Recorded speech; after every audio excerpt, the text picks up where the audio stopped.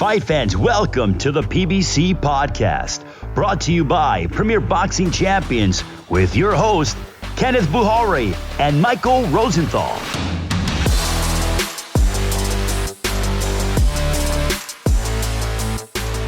Welcome to the PBC podcast. I'm Kenneth Buhari. And I'm Michael Rosenthal, editor of USA Today's Boxing Junkie. We want to thank everyone for tuning in. New year, new us. And as always, plenty of boxing talk. We're going to have undefeated two-time WBC World Super Middleweight Champion David Benavidez dropping by on today's show. We'll also unveil our top 5 PBC fights we want to see in 2021. But first, Mike, New Year's a couple weeks old now. Have you committed to any New Year's resolutions, any changes you want to make? Well, first, Happy New Year to you and yours. You. Same to you. Thank you. So I don't usually do personal New Year's resolutions. I guess in theory, I'm sort of making them all year. So I'll give you 2 boxing related resolutions. So I resolved to keep the pressure on the sanctioning bodies to rein in the glut of titles. The other day, someone asked WBC President Mauricio Suleiman, who is a nice guy, I consider him a friend. They asked him who was his lightweight champion, and he wouldn't answer the question. That's how ridiculous things have become. I'd like the WBC to do away with its franchise title and the WBA to do the same thing with its regular and gold titles. I'm not even sure what the gold title is.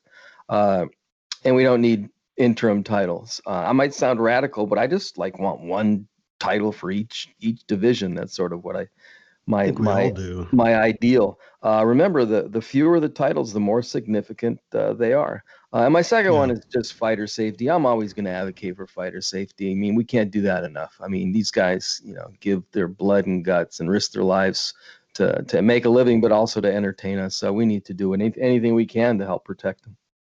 Yeah, and to show them that respect as well. I think we as fans and as media sometimes, I see some of the comments that are made on social media and about these fighters. And I think sometimes people forget that, they risk their lives every time they step in the ring, as you said. Speaking of boxing, there hasn't been much thus far this year, but there has been a lot of chatter, much of it centering around a potential lightweight blockbuster battle between Gervonta Tank Davis and Ryan Garcia. Davis, 26 years old, Garcia, 22 years old. Both are undefeated. Both have huge fan bases. Let's rewind a little bit, Mike. The last time we saw these guys in the ring, starting with Tank Davis when he KO'd Leo Santa Cruz last October. What did you make of his performance? Well, I expected it, but I still thought it was spectacular, which is saying something. I thought he was poised. I thought he patiently waited for his opportunities, and then took advantage of them when they presented themselves. Countered well. He landed 54.8% of his power shots, according to CompuBox, which is just nuts. That's crazy. And then when Santa Cruz threw those rights and left himself open, Davis timed his uppercut just perfectly and gave us the knockout of the year. I thought it was brilliant. Yeah, it really was. I thought it was a veteran-like performance. I saw little things he did in there, and I was just like, wow. And it kind of made me remember what Mayweather Promotion CEO Leonard Ellerbe told us when he was on the podcast some time back about how we haven't seen all of Tank's skills just yet, how good of a boxer he is. I saw little things that he was doing there against a veteran in Santa Cruz that were really impressive. Now, what about Ryan Garcia? He fought Luke Campbell just a couple weeks ago, climbed off the canvas, scored a 7th round one-punch body knockout. How did he look in your opinion? Well, first, I thought he answered 2 questions in that fight. He overcame adversity, which is something every top fighter's got to do at some point. We didn't know that was going to happen in this fight, but it did. And he proved he could beat a top-tier guy if that's what Campbell is, and he's certainly, if not that, he's near that, which he hadn't done, which Garcia hadn't done to that point. He was more hyped than anything else before that. So it was a really productive night for him, I thought. And having said that, I also thought that he looked somewhat vulnerable, meaning he still has room to grow. I don't think anybody would dispute that. He's only 22, so it's not surprising. So good performance, that's for sure, but I see room to grow. Do you think Davis and Garcia fight each other next? I doubt it. I think Davis would like it for obvious reasons. Why not? And Garcia would like it too. I mean, I'm basing that on everything that he's been saying. He's pretty aggressive, in pursuing this fight. But Golden Boy, which just lost its cash cow and Canelo Alvarez, I think they're going to probably want to be a little bit more conservative than that in his next fight. I mean, the last thing they want is for their new franchise player, if you will, to get knocked out. So I'm guessing Garcia doesn't fight Davis next. Instead, he opts for someone a little bit less threatening. I believe that they're eventually going to meet, but I think this thing will build and build and build, and maybe late this year, early next year, something like that. Just not yet. Now, if they did fight next or at some point in 2021, who would you pick to win and why? Well, based on what I'm seeing right now, I think I would make Davis a pretty significant favorite. I think he's the better all-around fighter, which is the most important thing. He's physically more mature than Garcia is. You mentioned that Davis is 26, Garcia is 22, and he's more advanced in his development. I guess Garcia would have a slight natural size advantage. As you pointed out, he's a big 135-pounder, but I don't think that would be a big factor in the fight. You don't think the height would play a factor at all, or? Nah, like we were talking about this off the podcast. It's like Canelo Alvarez is basically shorter than everybody he fights, and it's never a factor, or hasn't been yet. I mean, it could be. I mean, each guy's got his advantages. Maybe that's one that Garcia has, but nah, I don't think so. If they fight, say, in May or June, which would be the next fight, I think Davis would win by knockout. Yeah, I tend to agree with you. I mean, if he lands the kind of left hand that Luke Campbell landed, I don't think that Ryan Garcia gets up from that. But Ryan Garcia did impress me in that fight. I saw a lot of good things in there. I think it's a dangerous fight for both guys. Now, in some other news, Andy Ruiz Jr., the former unified world heavyweight champion, has been hard at work in the gym, preparing to make a comeback. Sort of some photo of him, not sure where, but somewhere on social media where he didn't quite have a six-pack, but you could see the significant weight loss. Mike, I know you spoke to his new trainer, Eddie Reynoso. What did he have to say about Ruiz? Well, first, it's hard to glean too much from these videos, especially because he's wearing a shirt. I actually didn't see the one that you saw, so he actually wasn't wearing a shirt, huh? He lifted up. He lifted up the shirt so you could just see sort of the six pack. I don't know if he was sucking it or not, but he looked, it looked a lot better than the last time I saw him. So, I was impressed. Good. It looks like he's doing what he's supposed to do, which I wouldn't have said after what we saw in the rematch with Joshua. Remember, he weighed 283.5 pounds for that fight. So obviously he just didn't do the work, and he lost the fight, at least in part because of that. I think he learned his lesson. I think Eddie Reynoso and his team just won't accept any nonsense from him, at least not so far. Like you said, it looks like he's lost some weight, which is the key. I'd like to see him weigh like under 250 pounds or around 250 pounds for his next fight, which is realistic. That's 33 pounds less than his last fight. That's crazy. You asked me what Reynoso said. He said we haven't seen the best, in Andy Ruiz yet, which is a little scary given what he did to Joshua in the first fight. He cited Ruiz's ability, which I think is undeniable. And he confirmed that Ruiz is doing the work that he's supposed to be doing, both with Reynoso and the strength coaches. As a result, and I'm quoting Reynoso now, you'll see the real Andy Ruiz in his next fight. He also said, I'm quoting him again, it's a question of being focused. He has to keep doing the things he's doing. He has the ability. So Reynoso's high on him. Yeah, I am too. It's almost like, in the midst of all this heavyweight chatter, he's sort of been the forgotten man. Where do you rank Ruiz among the heavyweights today?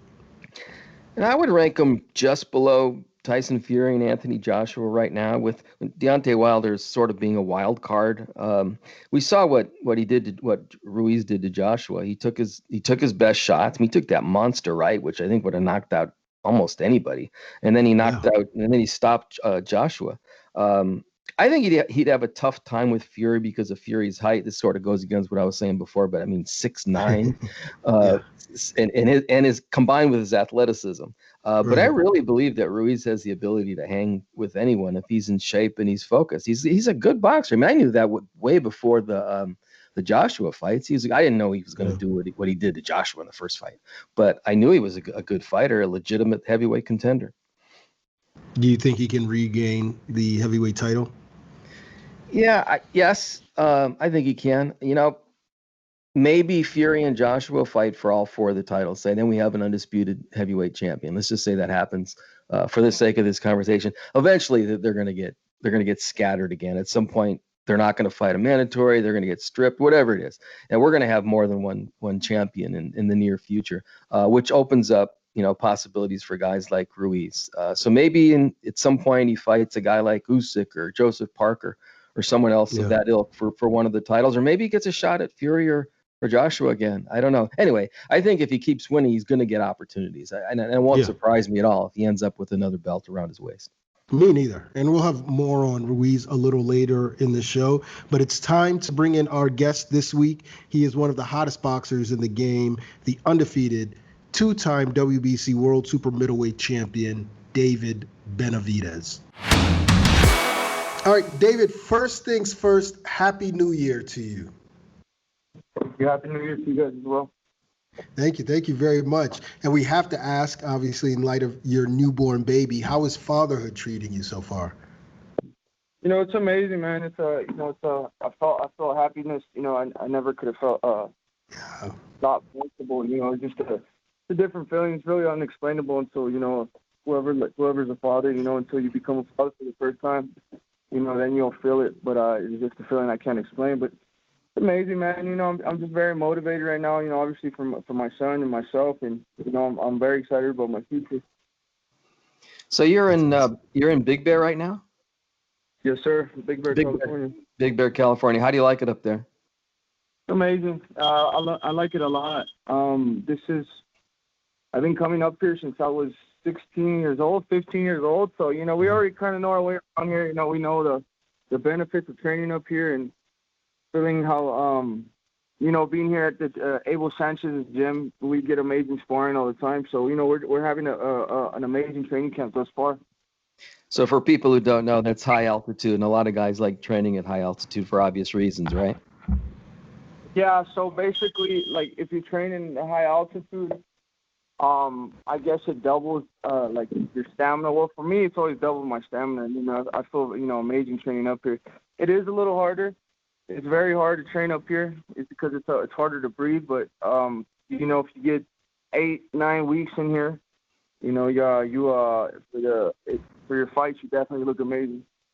So you've been working really hard. I mean, that's clear. Is that in preparation for a fight, or are you just staying in shape, to stay in shape so you're ready for when you do get a fight? Yeah, just to stay in shape to be ready for whenever I fight. Obviously, I lost my belt my last fight, because of weight. So when we came up here, we came, up here very early. I had to sacrifice, my birthday, my son's first Christmas. So, I just want to look the best I could look, as best as possible. I don't really know when I'm going to fight yet, but I think it may be around March or something, But the plan was just to come, get a head start and just learn, work on the weight, just learn and just to start my training camp without being pressured, having more than enough time to start. So, everything is going amazing up to this point. That sounds good. Any word on who the opponent might be, guys you're considering? I don't know, man, honestly, but for me, it doesn't matter. I'll fight anybody right now. There's a lot of guys, they say that they want to fight, until the offer gets made, a contract gets sent over, and then, these guys end up getting hurt or something ends up happening. So, but for me, as I said, I'm 24. I just turned 24 years old. My idols, Marco Antonio Barrera, Morales, De La Hoya, all those guys, fighting the best at my age. So for me to follow in them footsteps, it doesn't matter. I'll fight whoever right now. It doesn't matter who they put in front of me. Now, another top super middleweight, Caleb Plant, is going to take on Caleb Truex January 30th on Fox PBC Fight Night. I know there's a lot of bad blood between the two of you, but what do you think about Plant as a fighter? He's a good fighter. He's a good boxer. He moves around a lot. I have nothing bad to say about him. He's a good defensive fighter. Like I said, he's a good defensive fighter, but he doesn't have power. He has 22 fights or 21 and 10 knockouts. So, and then the level of competition he's been fighting, with starting with Mike Lee, Feigen Boots, and now Caleb Truex. Which, don't get me wrong, Caleb Truex is a nice guy, but I feel like they could have went another route and they could have got a better fight they could have got a better fight because, Caleb Truax didn't even make it to the last fight. I think he had passed out trying to make weight. So, I was there. I could have fought. They could have called me up. I'm free. I was training. So, I think it's being protected, very much. But in the future, I think I'm just gonna make it inevitable for him to fight me. So whoever I gotta take care of, if I gotta take care of his contenders on the IBF roster or whatever I'm gonna do, I'm gonna make it to where they can't deny me the fight. And the people have been asking for that fight. I feel like that's the best fight that PBC can make in the 168. So the people are asking for, he can only run for so long. You once said that you wanted to face Plant before perhaps even fighting Canelo. Is that still how you see it? Yeah, definitely. I feel like that's a fight that's way more possible because right now I don't have a title. So Canelo, the route he's going in, he wants to fight, people with titles. But I'm open to fight whoever, whatever opportunity I get first. If it's Caleb Plant, if it's maybe if I get a fight with Billy Joe Sanders or Canelo, or if there's an opportunity at 175, then I'm open to whatever. I'm not gonna complain about any fighter. I'm not gonna do anything but work hard and train hard and be prepared for whoever comes my way. Realistically, when do you think you could fight Plant? Well, realistically, if you grew a set of balls, we could be fighting in February, or we could be fighting in May. But realistically, he doesn't have a set of balls, and he doesn't want to face me. So, whenever he grows a pair, you let me know and tell him that we'll be waiting right here for him. Very good. What in the ring? What advantages do you think you have over him? Well, my advantages I have, the number one advantage is I'm a way stronger puncher than him. I have some great power. But it's not only that, it's my IQ in boxing. I feel like a lot of people overlook it because they feel like I'm just a power puncher that comes in there throwing bombs. No, but everything I do, I set up perfectly. I set up with a jab. I set up with body shots, uppercuts. You guys see my last fight. I could do it all. Jabs, uppercuts. I could box around the ring. I could hit the body whenever I want. I could throw combinations. And just the relentless pressure I put. I feel like Caleb Plant has never fought nobody. He's never seen nobody like with my style. I've seen a lot of boxers. I fought boxers that have more punching power with him. So, the things he's done, I've seen him in the ring already. But, he's never seen a fighter as ferocious and as vicious as me. So, he could say that he's the best defensive fighter or whatever, but we'll put that to the test. We brought up Canelo. What did you think of his latest win versus Callum Smith? This is a great win. He did exactly what he had to do. He went in there, he dominated. As for Callum Smith, I feel like there's a lot of questions there. I don't know if it's because the training camp or the very little time he had to train, but at the end of the day, what matters is who gets their hand raised and how they look. Canelo, he did exactly what he was supposed to do. He was ready for whatever Callum Smith brought through at him, and he looked like a true champion. Now, you've already alluded to this, but Canelo's trainer, Eddie Reynoso, said recently that they aren't targeting you because you don't currently have a belt. What do you make of that, though? Just, like I said, the only thing I really think about now is the people that they're calling for this fight. A lot of people are calling for this fight because they know this is going to be the most action-packed fight. They know I'm the one that could give Canelo the best fight. So, if I have to go in the back of the line and beat whoever I got to beat, that's exactly what I'm going to do. That's what I'm telling you. I'll fight whoever. It doesn't matter. I'll definitely get a title shot soon. If I got to beat some contenders first, then so be it. That's exactly what I'm going to do. I'm going to run through everybody until I get that title shot and get my title back, and then Canelo's going to have no chance to face me. Him, Caleb Plant, all these dudes, it doesn't matter to me. My job, by the time I finish with boxing, I want to become a great. Great in the sport. I want to be remembered amongst the greatest fighters in boxing. So I got a lot of work to do. I got a lot of fighters to beat. I got a lot of work to do. So, wherever they want to start at, I'm all for it. It looks like Canelo's going to fight Avni Yildirim is mandatory, and we think he's going to win that fight. You would be next in line to fight for that title, correct? Is Canelo Benavidez fight possible for maybe 2022? Hopefully, man. That's what I'm hoping for. But as like I said, I got to stay ready. I'm training. That's the plan. Hopefully something happens. I think his direction might be another way because his, like you said before, and his trainers said before, they want to unify the belts. But I got to stay ready for anything. Maybe if I get that call or whatever happens, I got to stay ready. As far as the fight goes, so why and how do you beat Canelo Alvarez? Steady pressure. The people who've been fighting them lately, they've just been, they've been trying to box and they're all bigger guys and they try to run from them, which makes no sense to me. None of them try to earn the respect. None of them make Canelo respect their power, and that's why he does whatever he wants, because he doesn't respect nothing. He doesn't respect their power at all. I mean, I understand he's a great fighter and it's hard to do that, but you have to do something in the first rounds to get that respect. Like Golovkin, he wasn't going up against Golovkin like that. So I feel like that's the type of you have to have. And I'm the bigger guy, I'm the younger guy. I feel like I'm just as fast as Canelo. And I feel like I have more power because this is my natural weight, 168. I feel like he has a little bit more trouble stopping the dudes at 168, but he hasn't fought a younger fighter like me, with the hunger and the desire to, just to take over. So I mean, I could tell you a lot of things I'm gonna do. You guys could tell me a lot of things what he's gonna do, but we're not really gonna know until we get that fight. But I promise you guys, we'll be extremely ready for when the time comes.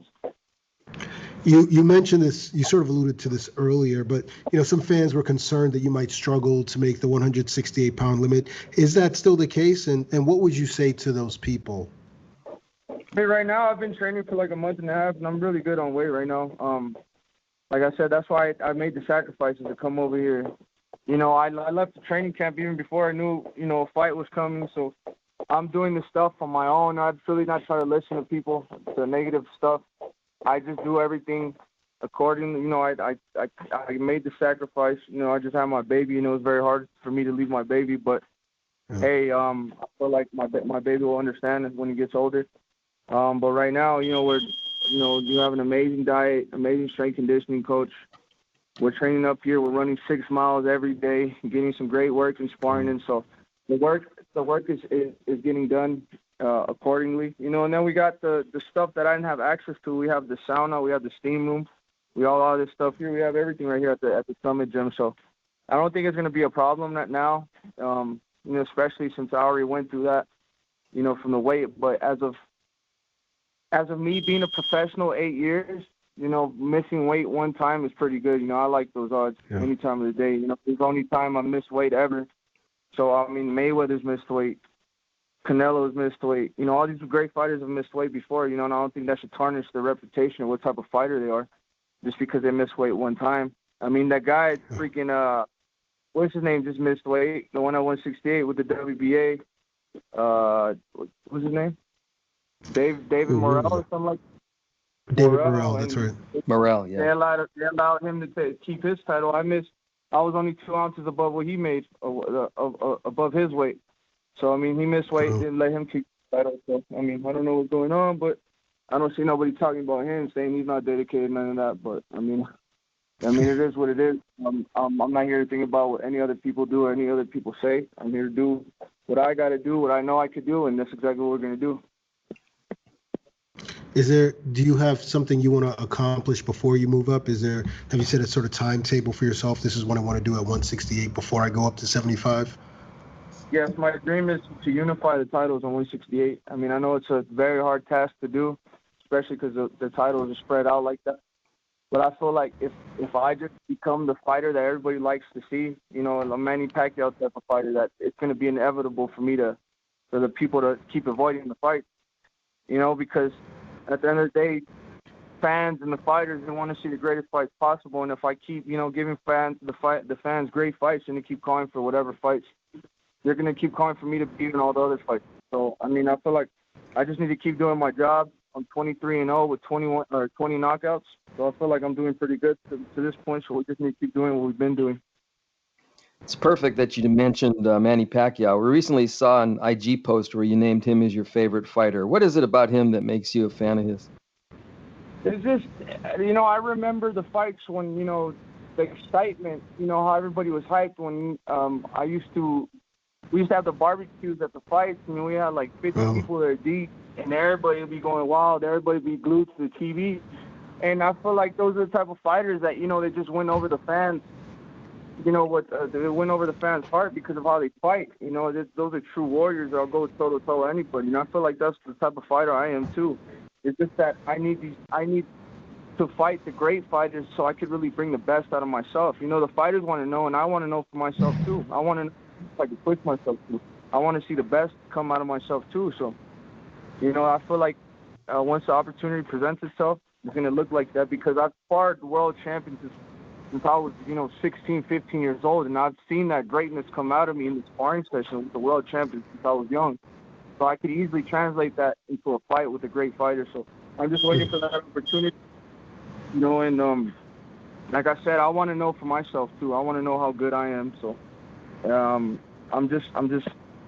want to take the Pacquiao route, and I'll go to toe-to-toe with anybody, and you guys will see. Who are some of the other fighters you admired growing up? I love Prince Nassim Hamed. He was one of my favorites as well. Costa Zulu, Oscar De La Hoya, Felix Trinidad, Floyd Mayweather, Roy Jones, freaking Duran. The list goes on and on, man. Alexis Arguello. All different styles. I've been a fan of boxing. That's all I do. When I'm not training, I watch boxing all day.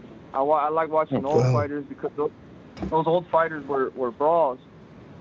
So I just love boxing. I'm a fan and I'm a student of boxing always. And like I said, I want to be among greatness when I retire. Who do you enjoy watching today as a fan? I like Gervonta Davis a lot. Who else? Errol Spence, Danny Garcia. I'm waiting for the return to Keith Thurman because he was one of my favorite fighters, of the past years. So, I've been waiting for him to come back. I love the way he fights and the velocity and the ferociousness he has in the ring. So, I'm just him, Pacquiao. There's a lot of great fighters still right now, man. It's like I said, I'll always be a fan of boxing, no matter what year or era it is. I'm always gonna be a fan of boxing. I love all these fighters coming up, and I feel like especially myself when I watch my fights too. I feel like I'm doing what I'm supposed to do for the sport of boxing, and I just love boxing. David, great stuff as usual. We know you're training, so we really appreciate you taking the time. We hope you come back and join us again soon. Yeah, of course, anytime. And I want to thank you guys too for inviting me on to your guys' show. And Happy New Year's, and I hope everybody has an amazing day. All right, it's time for Mike and I to go toe-to-toe. Every week we go back and forth over a topic or two, and this week we've put a list together collectively of the 5 PBC fights we want to see in 2021. We had to narrow it down. I think we were a lot closer to 10 initially, but we've tightened it up. And we'll start with our first one, a 122-pound world title unification between WBC champion Louis Neary and WBA titleist Brandon Figueroa. Mike, what makes this fight so great? This is just a can't-miss action fight. I thought Neary was a little flat in his last fight. He won a decision over Aaron Alameda in September, but I think that was an anomaly. He's normally an offensive-minded guy who goes after his opponent, and Figueroa is definitely offensive-minded. He loves to bang toe-to-toe, so these guys are just going to go at it, I have no doubt. Do you think, style-wise, do you think that who's the aggressor? You think they're just going to be in the middle and throw, or is one going to have to box a little more? I guess you would describe Neary as a more technical fighter than Figueroa. Yeah, he might box that for a while. He might be patient for a while. As I said, though, these guys they really like to fight, and they're both pretty offensive-minded. So I think that they're going to end up mixing it up for probably most of the fight. So on paper, this is just a great matchup for that reason. Yeah, I think inevitably, just because of the way Figueroa fights, even if you are technical at some point, you Right. got to back him off, and which leads to my next question. Who do you think would win that matchup? I hesitate a little bit to say this because I didn't think Neary looked that great against Alameda, but I think he's the more complete all-around fighter, the more versatile fighter. I think he's a better boxer. He's probably quicker and more athletic than Figueroa, and he could also punch, obviously. I wouldn't put anything past Figueroa, who's also good, and he's just tough as nails. I'm not sure there's anybody in boxing tougher than this guy. But I think Neri wins, probably by a late knockout. That's my gut feeling. Oh, I like that. I got to tell you something. I obviously we're not making official picks, and this fight hasn't been announced, but I'm kind of leaning toward Figueroa. I just think that he's so super strong, great inside fighter. Neri coming up from 118 to 122, and as you mentioned, he didn't look too hot against Alameda. I don't know how he's going to look against someone like Brandon Figueroa, who I think may even be underrated in some ways. So I'm sort of leaning toward him, but thankfully we don't have to make a prediction just yet. Let's move on to number 4. This one would take place at 140 pounds. 2 former world champions who walk it like they talk it. Adrian Broner versus Regis Prograis. Mike, why do we love this fight? Well, first, anything Broner is involved in is interesting on some level. Right. He fascinates people for whatever reason. He fascinates people, and pairing him with Prograis is particularly intriguing because of just how good Prograis is. So it's a fascinating matchup. Yeah, it's interesting. I've heard people talk about it. Prograis certainly talked about. He spoke about it to us when he was on the podcast, but I haven't heard anyone really try to break down the fight. How do you see it playing out in the ring in terms of styles? Well, Broner should be more comfortable and stronger at 140. Obviously he's had mixed results at 47, really hasn't had too much success. So I think fighting at a more natural weight would help him, first of all. He's a slick guy who looks to counter you and probably will have a little bit more power at that weight than at 47. I would describe Prograis as a complete boxer puncher. Talk about versatile. Yeah. He's a really versatile boxer, can do a lot of things well, and he could also hurt his opponents, which is why he's so good. It'll be interesting to see whether Broner has the wherewithal to counter effectively. I doubt he can because I'm really, really high on Prograis, and I don't know if Broner's quite as good as he was at one point, but it's especially because he's going down in weight. It's particularly interesting. Yeah, it sure is. I style-wise, I don't know how this is going to play out. Prograis is a pretty good counterpuncher himself too, but someone's got to lead. I assume it's going to be Prograis, and it'll be interesting. I think it'll be bombs away at certain points of the fight as well. Who do you think would win that? Well, I think you got to make Prograis a big favorite. I remember thinking when I watched his fight against Juan Heraldez in October, I was thinking, man, I forgot how good this guy really is. I mean, he is really a special fighter. He's coming off that loss to Josh Taylor, which was a really tough fight. But he's a really special guy. I don't think Broner is the fighter that he was at lower weights. Not after all he's been through. But he's got balls. He's got courage. He'd fight. He'll fight. Prograis. I just think Prograis is just too good all around. Prograis would probably win a decision or stop Broner late. Wow, that'd be huge if he could stop Adrian Broner. I mean, no one's come close to doing that. I guess Marcos Maidana did, but even then, I remember that fight. Broner finished the way stronger. He's a tough guy. Fighter in that. Yeah, he sure is. And so I don't want to write him off completely. He hits super hard too. I think his power is almost underrated. I mean, this guy dropped Sean Porter. For goodness sake, not a lot of people can say that. I think only Errol Spence could say that. So I think that says something about his power. He's still got super fast hands. Look, I'd like to see him in a warm-up fight or two before he gets in there with Prograis, and I won't be making a prediction until then. All right, it's time for number 3, a battle between 2 unbeaten 168-pounders, IBF World Super Middleweight Champion Caleb Plant versus the aforementioned David Benavidez. Mike, does it get any better than this matchup right here? Well, you sort of took the words out of my mouth. These are 2 gifted, young, undefeated guys. They're at or about to enter their primes. You just don't see this kind of matchup very often. These guys are the future of the sport. And as you just said, it just doesn't get much better than this. That's the ideal matchup.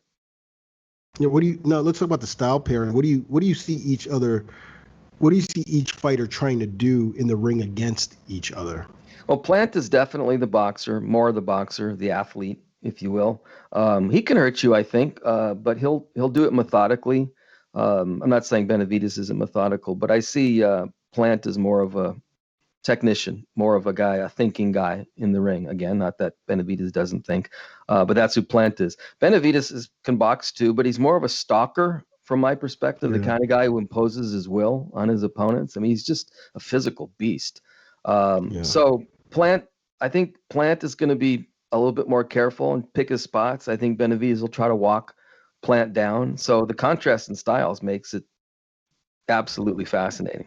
Yeah, it's such a great fight, and with Benavidez, he's got the volume punching, he's got the power, and he's got quickness too, and so he's gonna put a lot of pressure on Plant. But Plant's used to that, I mean, I think everyone tries to put some sort of pressure on him, and he's got some solid power, so he can back you up when needed. It's just a great matchup all around. Who do you see winning that?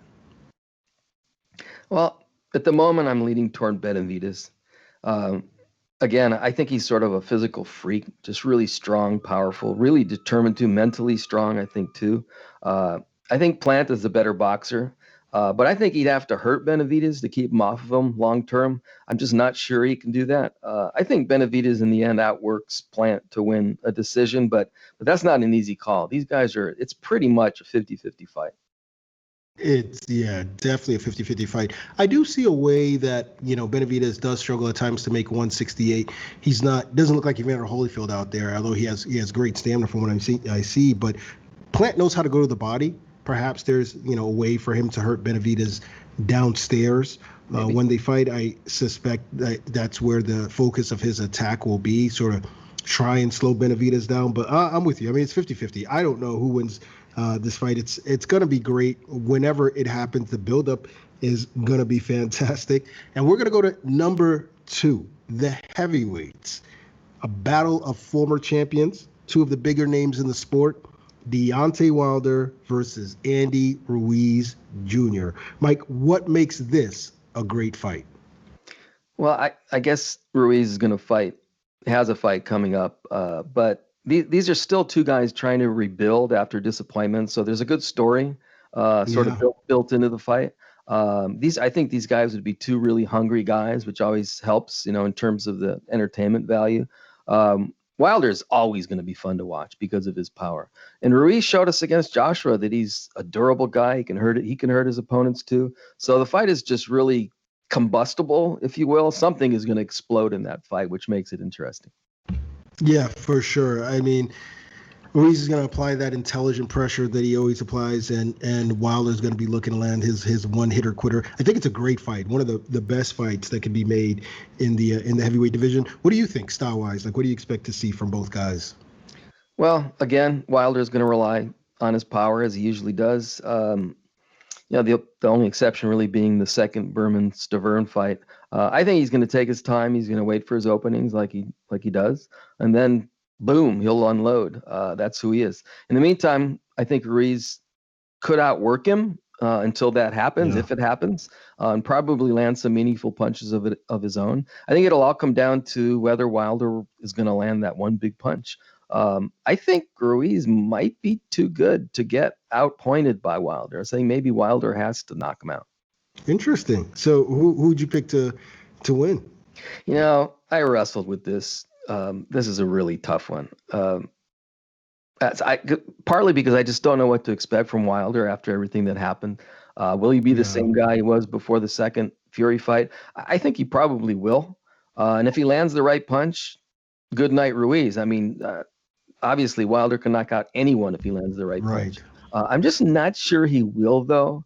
And even if he does, there's a chance that Ruiz will survive it, will take it. Like that right that Joshua landed in that first fight was huge, and he just now it's my turn. I don't want to commit myself to this, which I don't like doing this because I usually go with my gut feeling. But right now, I think I'm going to go with Ruiz by a decision or even a late knockout. Wow. The thing is this, I'm not committed to a prediction just yet, but I do feel that Wilder hits harder than Anthony Joshua. And Ruiz is hittable. He's got a great chin, but he is hittable. And I just feel like if you let Deontay line you up for that right hand, you may be able to take may be able to take a right hand or two from him, but when he sort of sets you up and lines you up for his killer right, Yeah. I don't know if any heavyweight can take that shot, and I don't think Andy Ruiz can. So I could see Andy Ruiz doing everything right, but Wilder just biding his time, waiting and landing that shot. But I'm with you. If he's not able to land that, holy cow, Andy Ruiz is definitely not to be slept on. All right, it's time for our number one. Naturally, we're going to go to the welterweight division, a mega unification bout between undefeated WBC and IBF world champion Errol Spence Jr. and the legend WBA super champion Manny Pacquiao. I think I just explained why, but what makes this a great fight? Well, one's a legend and the other one is on his way. This would be just huge. I thought Pacquiao was pretty much done, and then he beat Keith Thurman. I'm not going to underestimate him again, even at 42 years old. Spence is such a great story coming back from the accident to handle Danny Garcia the way he did. I think this could be a passing of the torch kind of fight, but man, it would be dramatic. Yeah, it sure would. What about the styles in the ring? I mean, you got two southpaws in there. What would each try to do against each other? Pacquiao would be Pacquiao. He would do his in and out movement in spurts only, as he's done in the past few years. That would give Spence some trouble, at least for a while. Spence would fight behind his jab. I thought he looked terrific against Garcia in terms of his jab. I think that was the key to that fight. I think he'll target the body a lot, as he did against Garcia. The question is whether Pacquiao can maintain a reasonably high work rate for 12 rounds and whether he's quick enough for Spence at this stage of the game. I'm not 100% sure he is. It's interesting. I'll throw one more thing out. Pacquiao was just quoted as saying that he thinks that Thurman is quicker than Spence, which I thought was kind of interesting. I'm not sure I'm sure it's true, number one, and I'm not sure it's going to make any difference, too, but I thought it was an interesting comment. Yeah, I thought so as well. I saw that quote as well, and I was thinking the exact same thing. I guess I could see where he's coming from, but he didn't have it really easy against Thurman, particularly in the later rounds. Right. And Spence, I don't know if Spence is quicker than Thurman. I could see where Pacquiao's coming from, but Spence is a lot more disciplined in the way that he fights and his approach to the fight. And I think with Pacquiao, it's not necessarily about being faster. You just gotta, when fighting Pacquiao, you've just got to be steady and continue, apply pressure and land your shots. Yeah, exactly. And those are things Spence does well. So I'm assuming you think Errol would win that fight. Yeah, I just said I won't underestimate Pacquiao again, but I really don't like this fight for him. I would suggest that if I were his advisor, I'd suggest he fight Mikey Garcia or Conor McGregor, by the way, which he sort of reiterated that he wants to fight McGregor. Right. I would fight one of those guys instead of Spence. Garcia being a smaller welterweight, I think that's a better matchup, and McGregor's they would make a fortune. I just think Spence is the real deal. He's in his prime. He's bigger than Pacquiao. Pacquiao would have some good moments in that fight, but I just don't see how he could win that fight. I think Spence, and I hate to say it, but I think Spence would stop him. Wow, I like that, and I think a lot of people would agree with you. I just think based off youth alone, but Pacquiao has surprised us before, so definitely don't want to look past them. As always, be sure to let us know, as you guys always do on YouTube, if you agree or disagree with our choices or anything else that we said. I'm sure we all have a lot of great fights that we're looking forward to. And with that, that's going to do it for this week's episode. As a reminder, the PBC podcast is available on YouTube, iTunes, Spotify, Stitcher, pretty much everywhere, including the PBC website. We want to thank David Benavidez for joining us, and we want to thank you guys for tuning in. We'll be back next week, so be sure to check us out for more boxing talk right here on the PBC podcast.